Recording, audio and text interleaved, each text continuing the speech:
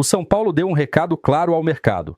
Pedro Rocha e Matias Rojas estão fora dos planos para 2026. Rojas foi descartado de cara, nem debate teve. Perfil, momento e custo não agradaram ninguém no Morumbi. Pedro Rocha até teve análise, mas os pedidos salariais de R$500 mil por mês acabaram qualquer chance. A diretoria não quer repetir erros financeiros e mantém postura mais conservadora para a próxima janela. O clube entende que não é hora de gastar alto no ataque. A aposta é em reforços internos, Caleri voltando bem e André Silva recuperado. O foco será reforçar só onde realmente falta e sem comprometer o orçamento. Agora, me diz aí, o São Paulo fez certo em descartar esses nomes? E mais, qual posição deveria ser prioridade máxima para o tricolor em 2026? Começar falando do São Paulo, que pega o Inter. Um post esse final de semana do São Paulo me chamou a atenção, que é esse aqui, ó. Que tá aqui, ó, boletim médico. Olha a situação do São Paulo. Tem tanto jogador machucado que eles estão fazendo post de boletim médico. E olha o tamanho da lista, todos esses jogadores aqui. Mas a gente vai falar do São Paulo como um todo. E vai ser com ele, Léo Lepre, nosso repórter lesionado. Tá aqui, por favor, seja bem-vindo, Léo. Caiu, né? Passeando com o cachorro. Correndo, ele parou na minha frente, eu caí. Isso é a fase do São Paulo. Mas, Capô, me conta, como é que tá a situação? Esse boletim médico que o São Paulo postou no final de semana, ele segue assim ou tiveram atualizações? Algumas atualizações, né, já que com relação ao jogo do Fluminense foram 15 desfalques, 13 lesionados, mais 2 suspensos, mas tem alguns retornos aí. A expectativa é que o Luciano e o Ferreira já estejam à disposição para o jogo de amanhã contra o Internacional, e o Arboleda já está treinando e o Wendel também, mas a expectativa desses dois é para o último jogo do campeonato contra o Vitória, né? Bom, agora a gente vai falar da crise do São Paulo como um todo, né? Até no A Que Ponto chegamos ali, a torcedora falou do 6-0 e teve aquele desabafo forte do Luiz Gustavo para você, inclusive, né, Léo? Foi sim, ele fez questão de falar, viu, Fred? Porque ele quis conversar com a gente depois do 6-0, ele procurou, ele veio, já é normal, é de praxe, né, no fim do jogo, que os jogadores, sempre alguém pare, mas depois de um 6-0 a gente sabe como que é, né? É difícil um jogador parar, mas o Luiz Gustavo fez questão de falar com a gente, né? Boa, vamos muito relembrar forte. então? É um clube muito grande, um clube que merece, de uma vez por todas, começar a ter uma direção, um plano claro. O que queremos do início ao fim de uma temporada, do que queremos como pessoas aqui nesse clube. Tá na hora do São Paulo começar a colocar as caras quem tem que colocar, assumir responsabilidades. Todo mundo tem responsabilidade. Assumir de cima para baixo para que esse clube possa realmente voltar a ser alguma coisa grande no futebol. Mas essa dívida não começou esse dia, né, Léo? Tem aqui uma linha do tempo que você trouxe pra gente, né? Essa crise do São Paulo é um ano muito difícil para o São Paulo, um ano sem conquistas, em que o time não conseguiu emplacar campanhas como ele planejava, mas o ponto de virada da crise foi depois da derrota com o Mirassol, porque ali o Carlos Belmonte ele começa a perder poder, né, na direção do São Paulo, e tem a nomeação do Márcio Carlomagno, que é uma nomeação pessoal do presidente Júlio Casares, e aí vem um acúmulo de situações com a pior goleada do São Paulo em 24 anos, um 6-0, que dá nessa declaração do Luiz Gustavo, e o Luiz Gustavo ele vai se referindo a tudo que vinha acontecendo desde aquele 3-0 com o Mirassol, e também o pedido de demissão do Belmonte, que acontece muito porque ele se sente enfraquecido no CT da Barra Funda, justamente por conta da nomeação do Carlomagno, que agora é o homem forte do Júlio Casares, né, no São Paulo. Então, a gente tem até uma próxima página, que ó, tá aparecendo a foto dele aí na tela para vocês saberem quem é. A gente pode ir até para a próxima tela aqui, que agora é falando da dívida, né, Léo? Olha só essa linha aqui, o quanto preocupa o torcedor são paulino. É uma dívida de quase R$1 bilhão. Onde é que isso vai parar, Léo? Exatamente, uma dívida que vai crescendo, o São Paulo está com uma dívida enorme, dificuldade de pagar, e o que enfraquece muito, né, uma relação com o jogador de futebol, porque o jogador ele precisa ter o salário dele em dia, precisa ter o salário pago. Isso é muito difícil com uma dívida desse tamanho. O São Paulo foi acumulando atraso no salário, e o Belmonte ele era esse intermediário entre o CT da Barra Funda e até o Morumbi lá para pegar o aval da diretoria financeira do São Paulo para poder pagar os jogadores, né? Agora tem que ver como é que fica isso, justamente até por causa da previsão do próximo ano. Né? Exato, o torcedor tá desesperado, falou, pô, não tem uma boa notícia? Como é que tá a projeção pro ano que vem, Léo? Tipo, dá para ter uma esperança? 2026 é um ano muito importante no São Paulo, porque é justamente um ano eleitoral, né? Vai escolher o próximo presidente pro próximo triênio. A gente já viu ali que o Carlos Magno agora é a aposta do Júlio Casares, então ele deve ser o homem forte, deve ser fortalecido nesse ano de 2026 para, pensando lá no final da temporada, ser o candidato lançado pela situação do São Paulo. E aí fica o Belmonte, né? Qual que é a situação do Belmonte nisso daí? O Belmonte, ele vai sair hoje, o Belmonte, ele tá no bloco com o Júlio Casares, ele vai sair como candidato opositor? É muito difícil dizer agora, porque a oposição do São Paulo é muito rachada, é muito cheia de problemas entre si, e talvez se o Belmonte fosse ali o líder da oposição, ele perdesse direitos ou capital político dentro do clube, já que a oposição de São Paulo não consegue fazer frente, né, Fred? Que bololô, que confusão, né, Léo Lepre? Obrigado aí pelas informações. Vamos atualizando sempre o São Paulo. Fechou? E amanhã, inclusive, tem o jogo contra o Inter. Jogo complicado, né? Porque o São Paulo precisa ganhar, é importante essa vitória. E o Inter lutando pela vida ali na Série A. Fechado? Obrigado, meu irmão. Agora a gente vem pra cá. Muito bem, tá aí então o Carlos Belmonte, ex-diretor de futebol do São Paulo, que saiu depois do 6-0, na verdade foi saído, né? Foi demitido pelo presidente Júlio Casares. Depois falou nessa entrevista algumas coisas.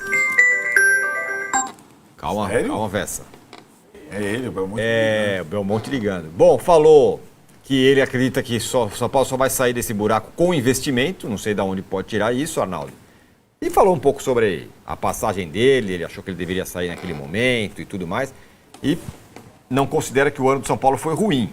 E isso contraria, sei lá, 150% da torcida do São Paulo, me parece. Eu prefiro o Abel dizendo que o ano do Palmeiras não foi ruim com qualquer resultado. Aí a gente pode... Também acho que o ano do Palmeiras não foi bom. O ano do São Paulo ele não foi catastrófico, o São Paulo permaneceu na primeira divisão. Só por isso. E o ano que vem promete ser mais difícil nesse aspecto. O que eu acho que existe em comum entre entrevista do Belmonte, entrevista do Rui Costa, entrevista do Casares, é um descolamento da realidade ou do dia a dia do torcedor do São Paulo. Toda vez que algum dirigente do São Paulo fala recentemente, o torcedor vira as costas. Isso não tem nenhuma aderência. Parece uma coisa completamente desconectada. E ele está de saída. Embora politicamente a gente continue conectado, como dá para perceber. Porque o ano de eleição, você sabe como é que funciona. Um grupo que, trocando a patente, se perpetua no poder há algum tempo, certo? Então, ele ainda não rompeu com o Casares, talvez rompa o ano que vem, não sei. Mas o fato é que essa distância de propósito entre o presidente e o diretor de futebol, desde que o presidente optou por colocar, entre aspas, o pé no freio e não investir no time de futebol, ela custou o ano do São Paulo. Como que você pode ter... Então você é o apresentador, eu sou o comentarista. Eu quero fazer o programa desse jeito. Eu não concordo, mas eu vou ficando aqui. Aí vai chegar uma hora que o programa não vai funcionar. E isso foi acontecendo com o São Paulo desde o final do Paulista. Cada vez mais, cada vez mais, cada vez mais, cada vez mais. E acho que isso... eu entendo esse propósito de... Tem muita gente que pensa futebol assim. Não é só o pensamento do futebol no Corinthians, que sempre é o exemplo superlativo. Porque o Corinthians não quer saber do amanhã e vai quebrar mesmo e dane-se e tal. Não, tem muita gente que faz futebol, diferentemente do São Paulo, com os problemas que o São Paulo tem. Por exemplo, o Fluminense. Não, esse ano teve um negócio do Mundial, então, mas, por exemplo, o Fluminense, há algum tempo, gasta mais do que arrecada. E vai aumentando sua dívida paulatinamente. O Fluminense faz isso. Agora, se ele não concorda com isso, ele chega, olha, presidente Júlio, eu tô fora então. Lá no início. E teve outros momentos, durante, não há uma semana da próxima temporada, para fazer esse desligamento. Que o Casares, você percebe, é incapaz de fazer. Ele é um gestor, um comandante que é incapaz de demitir qualquer pessoa. Né? Então, acho que essa situação vai chegando um momento em que transborda completamente no elenco. E ainda teve um requinte, que foi a intervenção no departamento de futebol por parte do Casares com o Márcio Calor Magno no dia a dia do CT. A ponto que, na reta final da temporada, o São Paulo não tinha mais campo para jogar. Isso é importante a gente depois distinguir. Até que ponto um diretor de futebol do São Paulo, pela forma que o clube funciona, pode interferir em preço de ingresso? Não pode. Mando de campo? Não pode. Então, tem um monte de coisa que o diretor de futebol do São Paulo não alcança. O tal do interventor, Márcio Carlos Magno, em tese ele tem o controle agora de todos os departamentos. Quando o Márcio Carlos Magno vai ao CT, o que acontece? O São Paulo deixa de jogar no Morumbi e somem o Casares e o Belmonte ao mesmo tempo. Os dois que eram os comandantes, não, agora não é mais comigo. Vamos ver o ano que vem. O que acontece? Desemboca na entrevista do Luiz Gustavo. Enquanto fala o Belmonte, o Rui Costa e o Casares, o torcedor ouve o Crespo e o Luiz Gustavo. Não está bem claro isso? Sim. Está bem claro isso. Agora, Tironi, assim, eu não sei o que vai acontecer no final da gestão Casares. Quem vai ser o próximo presidente de São Paulo, pouco importa. O que eu sei é que o ano que vem, sem o Belmonte, não é por causa da saída dele, vai ser muito difícil. Com a manutenção ou não desse FDIC, do controle, ou com, sabe-se lá, a gente sempre desconfia de último ano de Cartola no comando do clube. Se vai investir mais, como vai investir. Talvez o Belmonte tenha saído e o Casares invista mais no ano que vem. A gente não sabe. Agora, o que eu sei que com Casares, Belmonte, Rui Costa, o São Paulo virou o clube café com leite do Brasil. Isso é a pior das coisas. É o clube café com leite. Todo mundo faz o que quiser com o São Paulo. O São Paulo perdeu o seu próprio respeito e perdeu a conexão com o torcedor. O São Paulo joga onde for necessário, vai o árbitro que for necessário, o intervalo que for necessário, tudo que for necessário. O São Paulo inexiste como instituição. Passam por cima do São Paulo. E a pior coisa para um clube é isso. Essa sensação de falta de força. Enquanto o São Paulo, o clube que não tem dinheiro, ele precisa trabalhar melhor. Ele precisa cuidar mais dos detalhes. Mais que o Palmeiras e que o Flamengo. Muito mais do que o Palmeiras e que o Flamengo. E o São Paulo não cuida de detalhe nenhum. Vou sempre te falar. Enquanto o Vessone pensou na mesma coisa. Enquanto o São Paulo tomava de 6 do Fluminense, era divulgada a tabela do Paulista, ferrando o São Paulo. E o São Paulo não tomou nenhuma providência. O São Paulo vai jogar no Paulista, começa dia 11 de janeiro contra o Mirassol, 8 partidas, 4 fora. Contra Mirassol, Palmeiras, Corinthians e Ponte Preta. Dessas 4, 3 sem torcida. Porque Ponte Preta não pode torcida, Corinthians não pode torcida, Palmeiras não... Enquanto esses caras não pensarem nessas coisas, o São Paulo vai estar sempre correndo risco de cair. E o ano que vem é um ano para correr menos riscos para cair. Os campeonatos serão mais difíceis esse ano, inclusive o estadual. Vessa, e aí? E aí que eu nem sei se a gente vai mostrar o trecho ou não, mas o que mais me incomodou foi ele falar coisas que ele deveria ter falado quando ele estava lá. Não só internamente, externar também.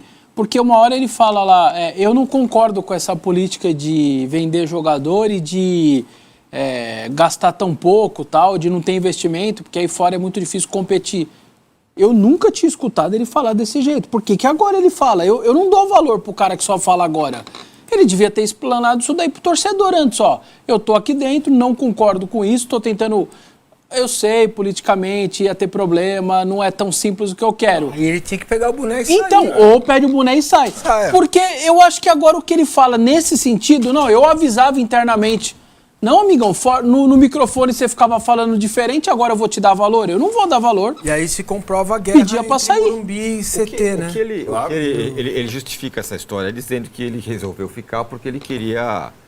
porque ele tinha muito boa relação com o elenco e era uma maneira dele segurar o elenco, enfim, de manter ali... Não, tudo bem, dá pra entender os motivos dele, mas...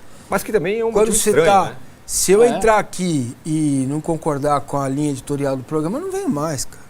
Aviso vocês, ó, obrigado aí, mas do jeito que tá aqui não vai dar pra mim. Entendeu? Não dá, cara. O cara tem que tomar decisão, até porque ele não é remunerado. Né? É. Não é uma questão, ou eu faço isso ou não como. Aí é outra discussão.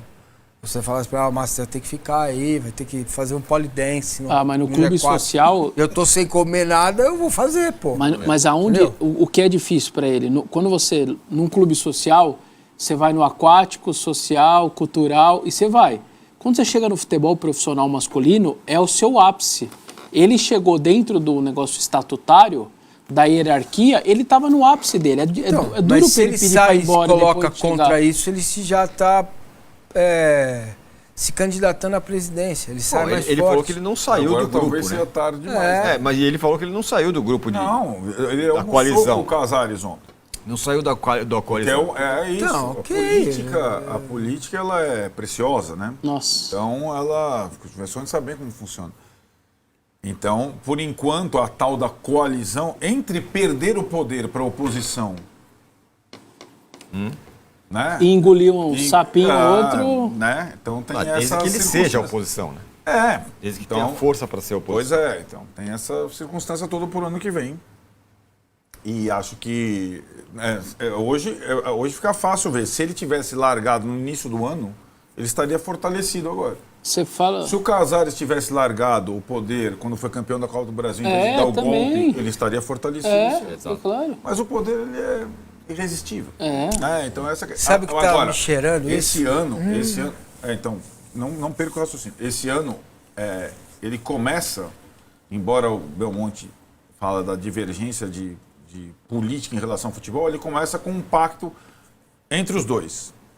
Nós vamos economizar, não vamos gastar em direito econômico, o orçamento vai ser muito melhor que o ano passado, mas nós vamos trazer o Oscar. Beleza. Os caras trouxeram os dois. O Oscar, depois do plano traçado, que foi o símbolo do erro do São Paulo na temporada, acho que o Oscar até paga mais do que ele deveria, porque outros erros aconteceram. Mas o símbolo é a contratação do Oscar pactuada pelos dois. Falta um cheiro.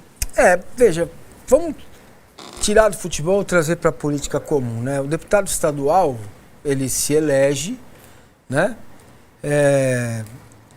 Com o apoio da região onde ele está, né? Então ele vem aqui para a Assembleia Legislativa em São Paulo e tal, e ele é de uma região X lá e a região toda o apoia, uma parte da região o apoia. O que acontece quando esse cara não é reeleito e ainda tem mais um ano de mandato? O que ele faz? Ele vai trabalhar para firmar ainda mais essas parcerias, trazer coisas para a cidade, enfim, fazer convênio. O cara dá um gás porque ele sabe que dali 4 anos, 2 anos, sei lá, ele vai ter eleição de novo e vai poder ser eleito novamente. O que está me cheirando esse final de... Porque o político do futebol, ele tem uma coisa que está incomodando demais essas faixas dentro do clube social. Tá. Porque vai ali, cara, sabe? Vai ali onde ele se sente ainda respeitado, né? Onde as pessoas... Então, quando você entra para clube social, começa tirar o sossego do cara que está almoçando na piscina. Entendeu? O cara está lá almoçando, não tem nada a ver com a história, às vezes nem São Paulino é.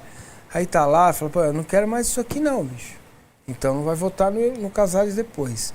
Qual é a forma de reverter isso? Ganhando o título. Investindo no futebol. Olha, se ele não vier com um talão de cheque gordo aí pro ano que vem, eu vou ficar bem surpreso. Pois é. Rasga FDIC, rasga tudo.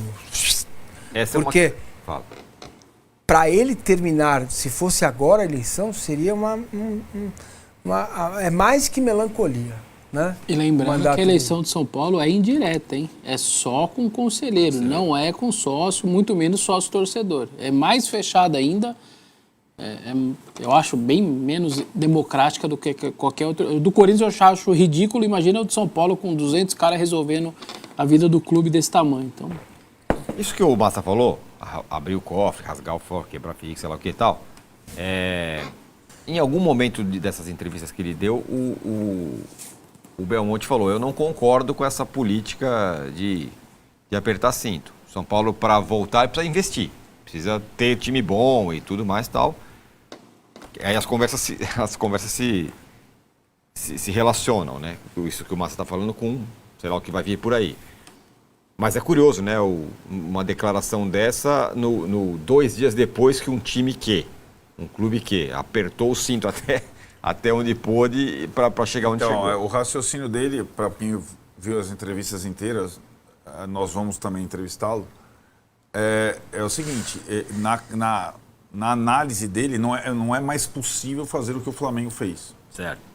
Do jeito que o Flamengo fez. Isso, ele fala que vai reduzir a dívida muito devagar. Eu tenho essa o jeito tese que também. as competições pagam hoje, ou você tá... É a Copa do Mundo de clubes. Olha a nossa taxa taxa Selic hoje do país e o que era quando o Flamengo... Não é a mesma realidade. Mudou muito. É totalmente diferente. Os competidores são muito maiores, mais tem fortes. As SAFs, tudo muito mais você não organizado. ganhar, Sim. você não estiver disputando, você não vai arrecadar. Não é um devaneio que ele está falando. Só que existem formas e formas, né? A forma Corinthians não é uma forma, não é uma alternativa, eu acho. Né? Existem formas e formas de você fazer essa situação funcionar. Tanto não é forma que o Corinthians está impedido agora de contratar jogadores, né? E se tomar mais um, mais outro, transfer ban, então existem amarras, vem aí o fair play financeiro. Não é necessário agora você ficar. Porque esse ano do São Paulo foi enxugar gelo. Qual foi a economia do São Paulo? 0. Vai fechar no azul ali. Agora, é aquilo. Dá para você fazer, se você fizer bem feito, cuidando de mais detalhes, melhor do que o São Paulo fez. Inclusive em relação ao perfil do elenco. O São Paulo não tem um time barato. Verdade. Pelo contrário. Não é o time, não é a pergunta do Vessônio. Aí tem outra comparação com o Corinthians para o Dorival. Não é a quinta, quarta folha, mas está entre as 10 maiores. Está entre as 10 maiores. Gasta muito mais. E todos os caras se contratam não jogam. Alguma coisa errada, certo? Então, eu acho que o que ele fala é simplesmente não dá mais para flamengar como o Flamengo flamengou. Não dá mais. É outra realidade. O futebol é outro. E não dá. O Palmeiras nunca é exemplo para nenhum clube. O que aconteceu no Palmeiras é muito específico. Né? É um abnegado, rico, milionário, colocar o dinheiro dele sem juros para tapar um buraco. Mas não foi só isso. Para tapar um buraco que não era incorrigível, mas o que foi feito além disso? Muita coisa certa em termos de gestão. A partir dali para formar essa fortaleza que hoje é o Palmeiras. Não foi só que os valores eram menores também. Sim. Do que é hoje. Também.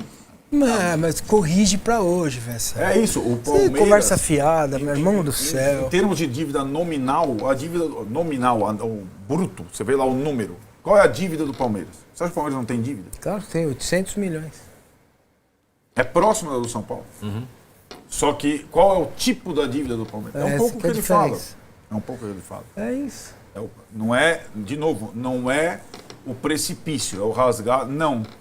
É renegociar a dívida, continuar investindo no time de futebol para que o time de futebol produza receitas, atraia a bilheteria e tal. Não é um devaneio, mas é preciso que ele... Qual que é o plano para que isso passe a rodar de uma forma diferente? Não concordando com o plano desse ano, ele deveria ter saído no começo do ano. Essa é a minha visão. Olha, olho na tela aí com os top 5 piores números defensivos do São Paulo. São Paulo dá um chega para lá no mercado e descarta Pedro Rocha e Matias Rojas para 2026. Atacante e meia foram analisados, mas clube vê salários altos e define outras prioridades. Nas últimas semanas, o São Paulo recebeu ofertas envolvendo o atacante Pedro Rocha e o meia Matias Rojas para a próxima temporada. Os nomes foram colocados à disposição no mercado, mas não empolgaram o departamento de futebol tricolor. A avaliação interna foi rápida e levou à decisão de não avançar nas conversas. No caso de Matias Rojas, que teve passagem recente pelo Corinthians, a rejeição foi imediata. A diretoria sequer abriu discussão mais aprofundada sobre uma possível negociação. O entendimento foi de que o perfil técnico e o histórico recente não atendem às necessidades do clube para 2026. Pedro Rocha chegou a ter uma análise um pouco mais criteriosa nos bastidores do Morumbi. O bom momento recente pelo Remo e o fato de estar livre no mercado chamaram atenção. Mesmo assim, o cenário financeiro rapidamente esfriou qualquer avanço. o atacante tem propostas em andamento com salários na casa dos R$500 mil mensais. Além disso, as ofertas incluem bônus, metas e luvas consideradas elevadas. Para a diretoria do São Paulo, os valores fogem completamente da realidade financeira atual do clube. Com esse cenário, a avaliação foi de que não faz sentido insistir em uma negociação que poderia comprometer o planejamento orçamentário. O clube segue atento ao mercado, mas com postura mais conservadora para a próxima janela de transferências. Outro ponto que pesa na decisão é a definição de prioridades para 2026. O São Paulo não enxerga o setor ofensivo como área urgente de reforço neste momento. A diretoria trabalha com a expectativa de contar com reforços internos ao longo da temporada. Nomes como Jonathan Calleri e André Silva são vistos como peças importantes dentro desse planejamento. A ideia é fortalecer o elenco de forma pontual, sem investir alto agora, mantendo o foco no equilíbrio financeiro e em outras carências do elenco tricolor.